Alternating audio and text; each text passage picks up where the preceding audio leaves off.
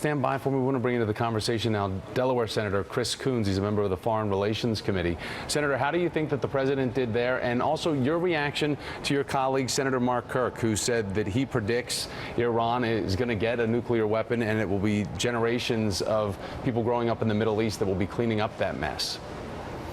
Well, I don't think that we can say with any confidence whether Iran will or will not get a nuclear weapon before we've had a searching series of hearings about this agreement and before any of us have had a chance to really read through the agreement in detail. So I'm not sure why Senator Kirk feels so confident that he can make that prediction. I do think the president conducted a very strong press conference. I'm very pleased to see the president and other leaders of the administration engaging, because I think this isn't just a case of persuading a handful of Senate Democrats. I think the challenge here is to persuade the American people that this is a deal that can be in our best interest, in our national security interest. We have to start with a deep suspicion of Iran, of their past history of cheating on deals, of using their resources to support terrorism, real concerns which the president had to address, that sanctions relief may only strengthen their hand in supporting terrorists in the region. But as the president, I think, ably put it at the end, folks who are critics of this deal have to present a better path forward. There are some things to commend this deal. I got to spend half an hour with the vice president yesterday discussing some of my concerns, in particular about the relief of the arms embargo, and was somewhat reassured to hear that we have other bilateral and multilateral ways to prevent the transfer of heavy weapons both into and out of Iran.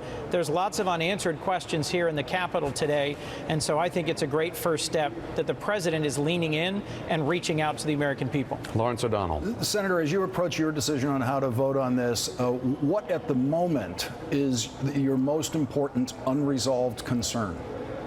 Well, I've got the same concerns many others do about the verification and inspection regime and about the accounting for prior possible military dimensions of the nuclear program.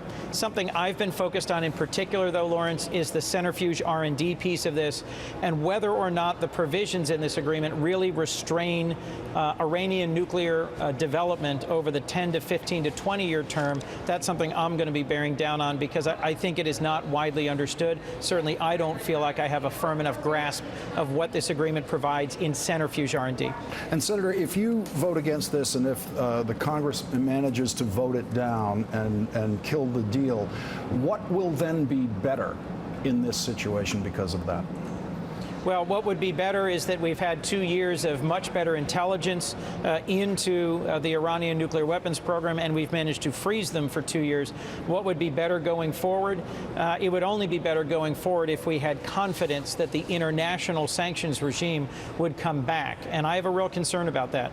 If we defeat this deal, I have a real concern about that. Have you had a chance to have any conversations with any representatives of the other countries involved in this negotiation about their willingness to preserve sanctions if the United States kills this deal?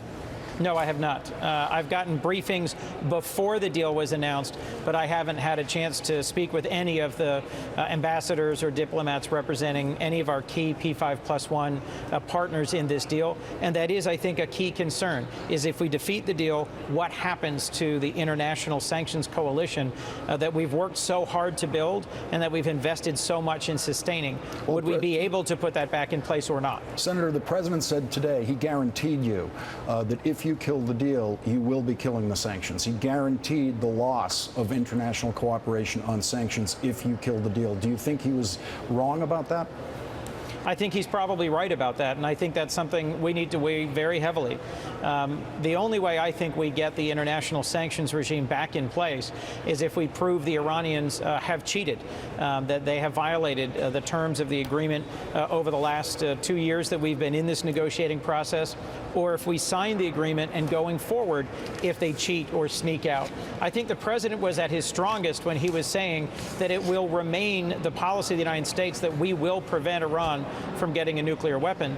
And if this agreement is approved and we go forward and the Iranians cheat, then I think we're going to have an easy time restoring international sanctions, toughening them, and tightening down and taking more aggressive action against Iran. Senator Chris Coons from Delaware. Sir, thanks for joining us.